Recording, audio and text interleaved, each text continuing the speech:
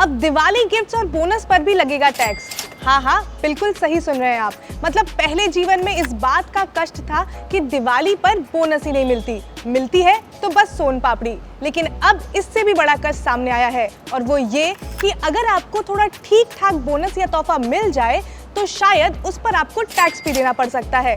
तो दिवाली बोनस और टैक्स का क्या है फंडा, आपको इस वीडियो में मैं समझाती हूँ। नमस्कार, मेरा नाम स्वर्णा और आप देख रहे हैं अनकट।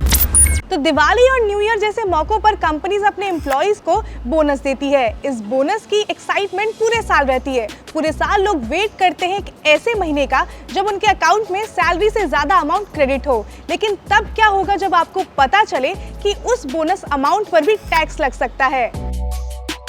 आपके बोनस के एक्साइटमेंट को किरकिरा करने का कोई प्लान नहीं था। थोड़ी इंपॉर्टेंट बात है, सुन लीजिए। इसमें एक राहत वाली बात ये है कि सभी बोनस पर टैक्स नहीं लगता है। कंपनीज की ओर से अपने एम्प्लॉइज को दिए जाने वाला बोनस का अमाउंट का एक लिमिट टैक्स के दायरे से बाहर रहता है, लेकिन जैसे ही वो लिमिट क्रॉस होगा आपको टैक्स देना पड़ेगा। अब ये सवाल आपके मन में आ रहा होगा कि वो लिमिट क्या है। तो किसी भी कंपनी की तरफ से दिवाली या किसी दूसरे मौके पर मिलने वाला बोनस या वाउचर इनकम टैक्स के दायरे में तब तक आता है जब उसका अमाउंट 5,000 रुपए से ज्यादा होता है। ये लिमिट एक ही फाइनेंशियल ईयर के अंदर मिलने वाले एक या उससे ज्यादा बोनस पर लागू होती है। अगर किसी फाइनेंशियल ईयर में आपको 5,000 रुपए से ज्यादा अमाउंट बोनस में मिलता है तो उसे आपकी इनकम में जोड़ दिया जाता है। फिर आपको अपने इनकम टैक्स स्लैब के हिसाब से उस पर टैक्स देना पड़ता है।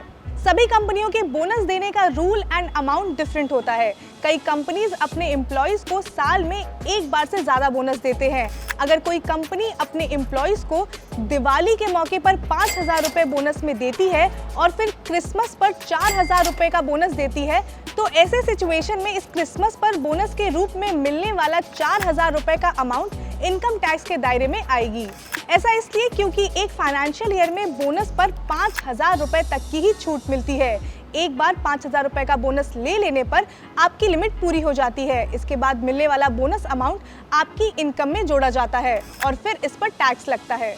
अब आप थोड़े ज्यादा ही दुविधा में आ गए होंगे और ये सोचने लगे होंगे कि क्या दिवाली के बाकी गिफ्ट्स पर भी कहीं टैक्स तो नहीं लगेगा। तो इतना सोचने की जरूरत नहीं है, क्योंकि ऐसा नहीं होगा। अगर आपको अपने फैमिली या फ्रेंड से गिफ्ट्स में कैश अमाउंट मिलता है तो उसके ऊपर टैक्स नहीं लगेगा, लेकिन उसकी भी एक लिमिट होती है। किसी रिश्तेदार से मिलने वाला गिफ्ट 50,000 रुपए तक का टैक्स के दायरे में नहीं आता है। इससे ज्यादा की राशि होने पर आपको इस पर टैक्स देना पड़ता है। तो फिलहाल के लिए इतना ही, लेकिन हमें कमेंट सेक्शन में जरूर बताइएगा कि क्या इस दिवाली जो आपको बोनस मिला, क्या उसमें आपको टैक्स देना पड़ा। और अगर आपको ये वीडियो पसंद आई हो तो लाइक, शेयर और सब्सक्राइब करना बिल्कुल मत भूलिएगा।